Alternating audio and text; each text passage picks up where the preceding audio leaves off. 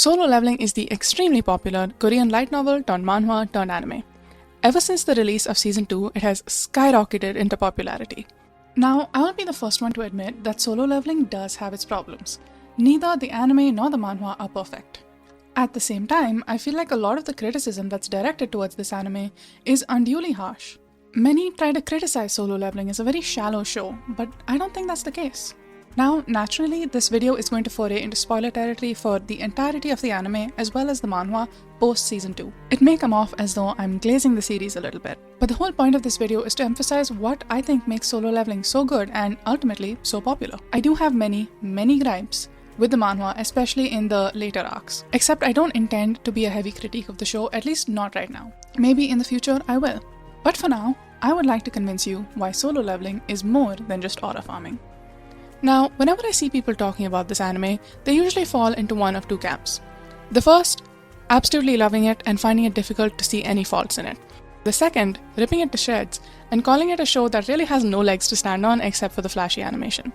Now yes, I will concede, part of Solo Leveling's popularity is because of the amazing action scenes that are beautifully choreographed, and not to mention the music. The music is genuinely so good. Hiroyuki Sawano did a fantastic job. Now, I happen to fall somewhere in between. I don't think the action scenes are all that makes Solo Leveling good. It does have flaws, but despite that, I think it's got a really good story at the heart of it that may not be perfect, but it's a lot better than many people give it credit for. Now, once COVID hit, we had a lot of people getting into anime for the first time, and I do think the rise of TikTok has definitely influenced that. I don't think it's news at all to say that TikTok has shortened people's attention spans, and anime in recent years, I believe, has been catering to that more and more. One notable difference between anime and Hollywood that gives anime its particular signature is the internal monologues. Now, when you watch an anime, it's very expected to see lots of internal monologuing. I honestly enjoy it and embrace it as part of the experience. Now, someone who's just getting into anime after being used to Hollywood would probably find the internal monologues a little bit distracting. I know some people who have introduced to anime who are really surprised by how much internal monologuing there actually is, and I honestly think this is part of the appeal of anime, that it's not trying to be like Hollywood. So when you come into anime, you have to expect that you're going to get something a little bit different, and you need to appreciate that. And so I've sort of noticed with anime recently, at least the newer really big, really popular anime have been cutting down on the internal monologues. For example, let's say you're reading a manga. You probably read a lot faster than you can watch, right? So when you reach a really big block of text, it's not going to hinder the pacing or ruin your enjoyment very much. But in anime, whatever the director chooses is what's going to set the pace. And often I've noticed monologues are cut out because they just fill up a lot of time that could be used for something else, like let's say a fight scene that would go really viral on TikTok. I don't think this is a good thing, broadly. I still do really enjoy Solo Leveling's anime, but this is just a trend that I've noticed in the anime industry going forward. Something I've noticed when watching Season 1 of the anime a while ago, and it's prevalent even in Season 2, is that we just don't get to be inside Jinwoo's head and seeing his thoughts as much as we would in the light novel or in the manhwa. That being said, I haven't really read the novel, I've only read the manhwa, so that's all that I'll be commenting on in this video. Another difference that I noticed between the anime and the manhwa is that Jinwoo has a lot of goofy faces and intricacies in his expressions that we don't really get to see translated into the anime super well. It's those little flashes in his expression that I think really humanizes him and adds another layer to his character. Especially when he's interacting with his shadows, he's a lot more animated than he is in the anime, ironically. And I definitely think by not including that, Jinwoo does seem more like he's just aura farming the whole time. Alongside watching the anime, I'd been rereading the manhwa, and it really made me appreciate Solo Leveling as a story a whole lot more. I do understand why some people say that it's a show that's only held up by its fight scenes, especially given how often those fight scenes go viral. But I genuinely believe Solo Leveling is a whole lot more than just aura farming. The most fitting place to start this discussion, I feel, would be talking about the very first dungeon we see Jinwoo ever enter, the Double Dungeon. This dungeon essentially sets the pace for the rest of the anime. We're introduced to Jinwoo. He is dubbed by the people he works with as the weakest hunter. We can immediately empathize with the outcast Jinwoo. And it's really interesting how despite what other people have to say about him, how much they insult him, he still keeps going back again and again and again. Not because he wants to, but because he needs to. Dungeons are his only way to survive at this point.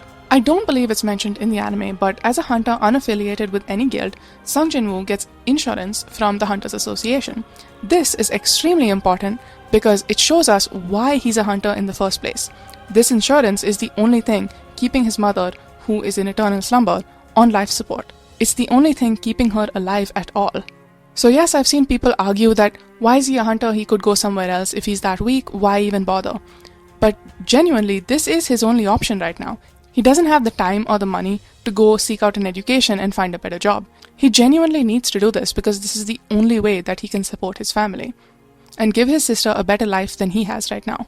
In this double dungeon arc, we can see how Sung Jinwoo, despite being treated pretty horribly, is genuinely kind to the people around him. When we reach the double dungeon and everybody is confused and scared, Jinwoo is able to be the only one to take charge despite being the weakest. Here we can see that he's actually got a pretty decently high battle IQ, despite being so weak. He's able to get a feel for his surroundings and figure out a plan very quickly, which shows his potential to be a great hunter if he were just a little bit stronger.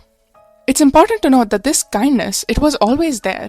Sung Jinwoo has always wanted to protect people around him, even when he was at his weakest, and it's something that he sustains when he becomes a whole lot stronger as the anime goes on.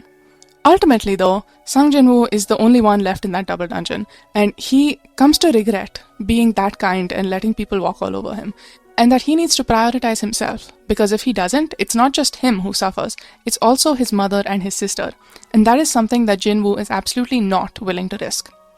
Now, the next arc that shows Sung Jinwoo's growth as well as his descent into madness is the arc where he fights the B-rank assassin Kang. In this arc, he's reunited with a few of the people that he knows from the double dungeon. He meets once again Mr. Kim, who ran away, leaving Sung Jinwoo for dead. I found it really interesting to see how Jinwoo reacted to seeing this person dying in front of him, as he desperately tried to apologize, knowing what he did was wrong. Here, we can see Jinwoo realize that yes, he does have to protect the people around him, but sometimes that means taking the lives of others. Now, I'm not defending this philosophy, but by killing the assassin Kang, he was able to save the people that were with him. Now, something very important that they missed in the anime was Sung Jinwoo's treatment of the prisoners. Now, if you remember, the reason the assassin was out killing people in the first place was because Mr. Kim walked into Kang as he was killing a number of the prisoners. Now, Kang was paid by a desperate parent of a little daughter who was brutally assaulted by one of these prisoners. And Kang, yes, he has a lust for blood, but he was doing what he was doing because he was paid for it. Granted, he enjoys his job a little too much and was a little too willing to kill innocent bystanders. But here, we can see Jinwoo's reaction to that information. He doesn't let this prisoner go. Yes, he wanted to save Kim, as well as the healer and the magician who were with him, who were also with him in the double dungeon, except we can see that he doesn't have this compassion for the killer. We can see exactly how Sung would have felt, imagining if it was his sister in that position. Because what he does next is extremely brutal, and it's something that a lot of people have complained that it's out of character for Jinwoo, but I really don't think it is. Jinwoo has a sister, he has a mother, he knows exactly how he will feel if this prisoner or somebody else were to do exactly what they did to that little girl, to one of the people that he loves. And this is something Sung absolutely cannot forgive. We later see this very point expanded on when Sung establishes a neighborhood watch using a number of his shadows. He did this with Jinah in mind, because there was a criminal who was roaming the streets targeting young girls at night, and he wanted to make sure that his sister would be safe. Later, when he catches this criminal, he's able to save a young woman, and able to put this prisoner behind bars for good by giving him an ultimatum. Either he turns himself in, or Jinwoo's shadows will kill him by the end of the day. I do think it was a little brutal for him to throw the prisoner to the goblins and watch as they ripped him to shreds, but I do completely understand where he's coming from. And I definitely think that it is a stretch for people to say that this is out of character for Sung, however brutal it may have been. And this is the first step that Sung takes in his descent into madness, where we can see him slowly becoming more comfortable with the idea of killing. Now in chapter 34, there's this line, "When you gaze into the abyss long enough, the abyss also gazes into you." This is exactly what we see happening to Sung right here. The system has just commanded him to kill Kang because it could sense that Sung's life was in genuine danger. But the prisoner, well, that was all Sung's doing. He didn't have to do that, but he chose to. Now, Sung is the kind of person who doesn't want to go around unnecessarily killing people, but he's also not someone who's entirely uncomfortable with the idea.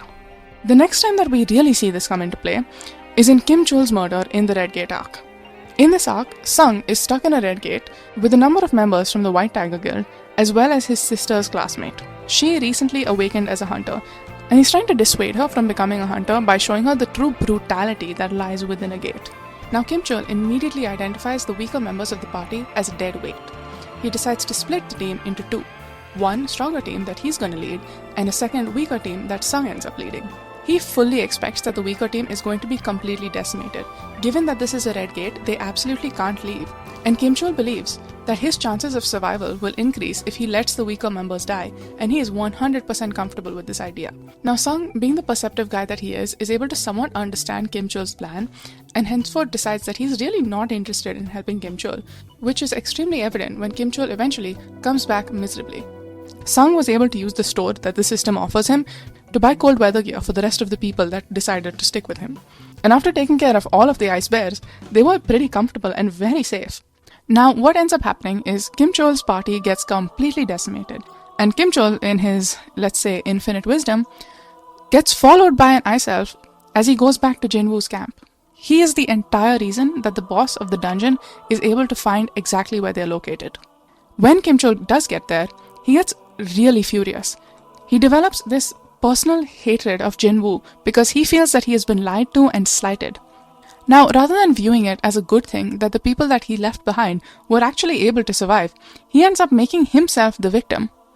Because how dare they survive, and how dare they have all of this equipment and never share it with them, even despite the fact that he left them for dead and he knows that he did. Another interesting thing to note is that Kim Chul mirrors Mr. Kim from the Double Dungeon arc. Very obviously, first of all, both of them have Kim in their name.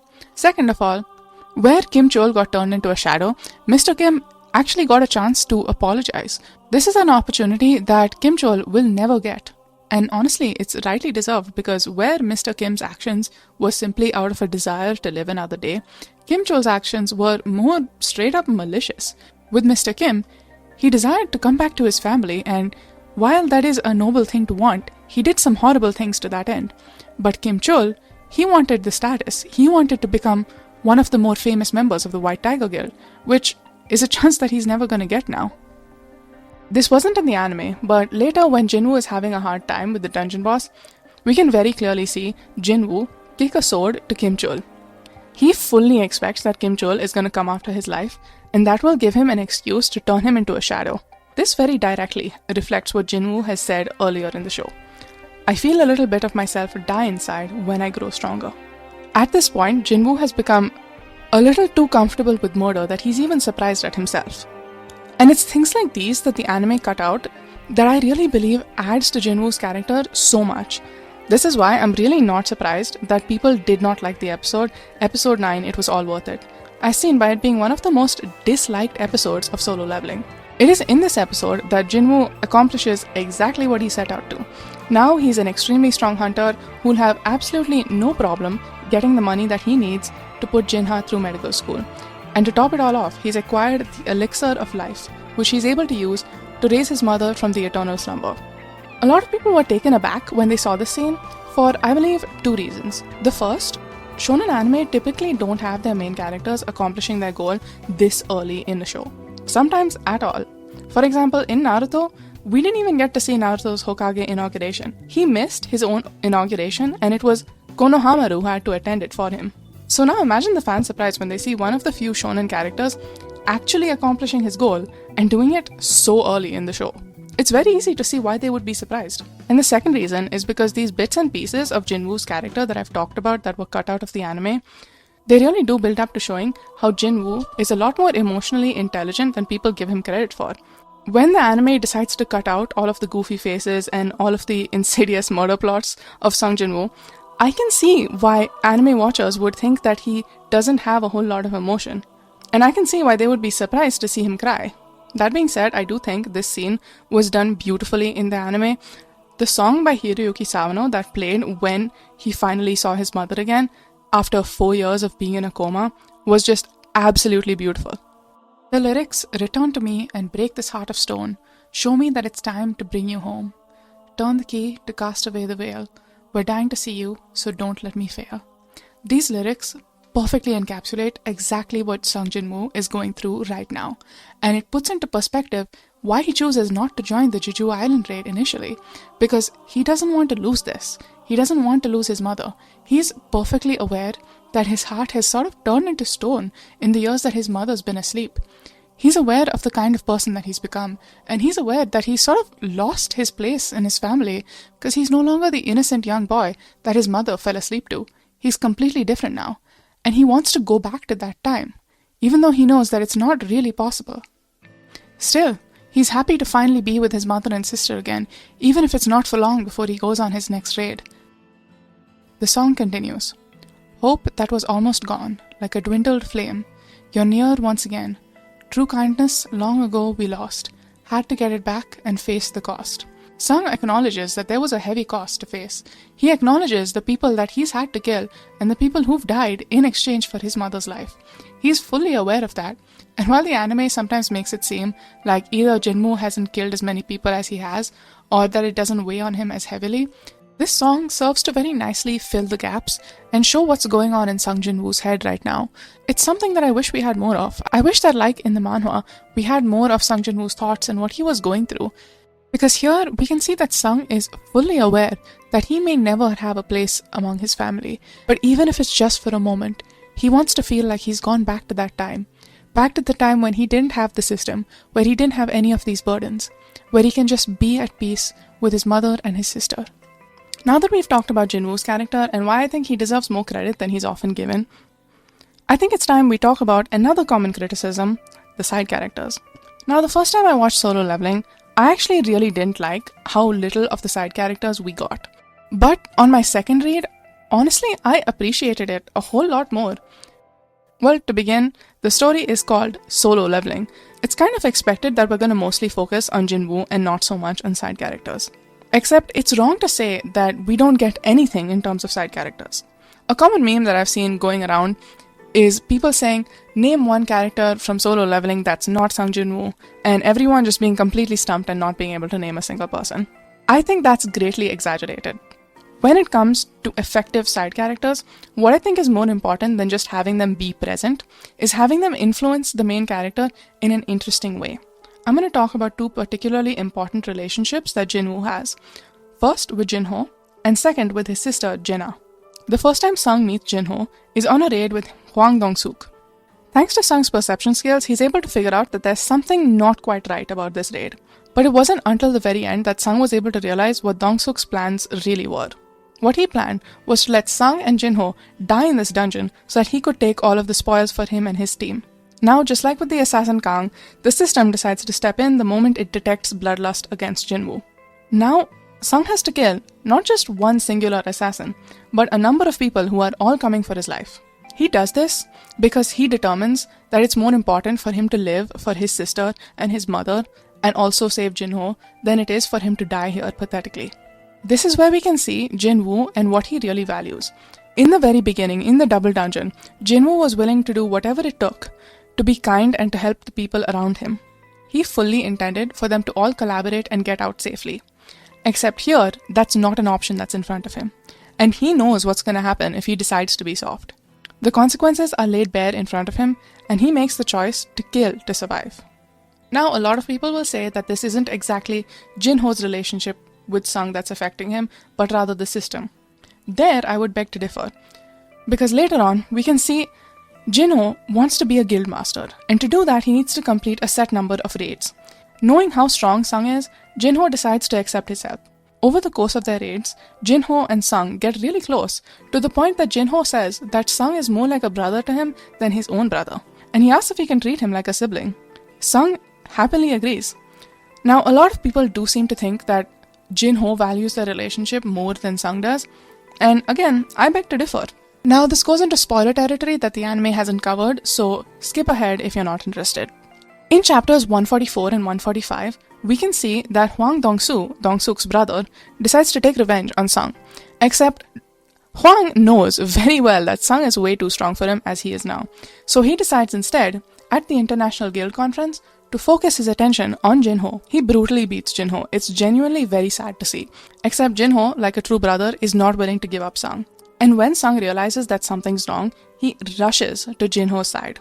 Not only that, but this is one of the first times we see true rage in Sung. He fights national level hunter Thomas Andre just for Jinho's sake.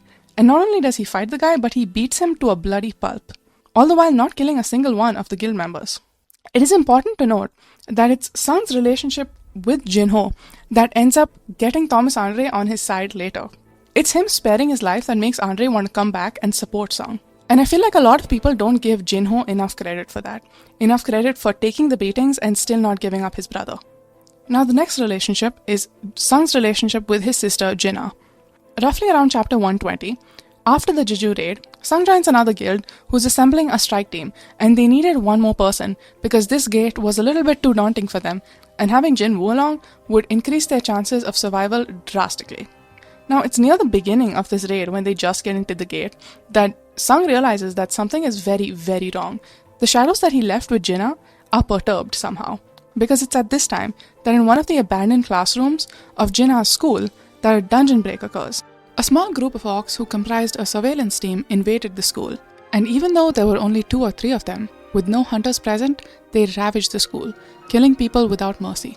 The shadows that Sung left with Jinah are not strong enough to beat them alone. The desperation on Sung's face when he rushes back to save his sister is really unlike anything we've seen before. Because to Jinwoo, what's the point of all of this power? What's the point of being this strong and being an S-rank hunter if he can't even protect his sister? He's able to come back just in the nick of time right before Jinah is killed. An orc had his hand on his little sister and had badly bruised her face. He comforts his worried sister, and we can see this rage that's bubbling in his eyes. Now, normally he would have summoned the Shadow Army, pulled out his daggers, and dealt with the enemies like usual, in his cold, calculating manner. Except this time, he is far too overcome with emotion to do that. He does call his shadows, except they're there to help the students escape the school, not to help Sung Jinwoo in any way at all. It is really quite something to see Sung for the very first time absolutely demolishing these orcs with his bare hands. One of them notices that Jinwoo is able to understand their language and he tries to talk to him, except Sung is really not interested. Seeing Sung walk around with bloodied hands, looking at the corpses of all of the students that he could have saved if he got here earlier, looking at the trauma that he could have prevented from befalling his little sister if he was just here a little bit earlier. After this, he gives his absolute strongest shadow, Baru, the job of taking care of his sister because he doesn't want something like this to ever happen again. This show does a very good job of talking about the burden that comes with being the strongest. I actually really like that we don't have too many side characters and that the focus remains mainly on Sung. So yes, I will say, I like that Solo Leveling doesn't overly focus on the side characters. I like that it focuses most of that intention on Sung Jinwoo. I get that there are going to be people who say that they wish that there were more side characters or the side characters that we do have were more involved. But if that's the kind of show that you're looking for, maybe Solo Leveling isn't for you. This is a really good show with a lot to offer, but I don't think that it's for everybody. And I do feel like the anime focuses a little bit too much on flashy action scenes than on Sung Jinwoo's character and who he is deep down.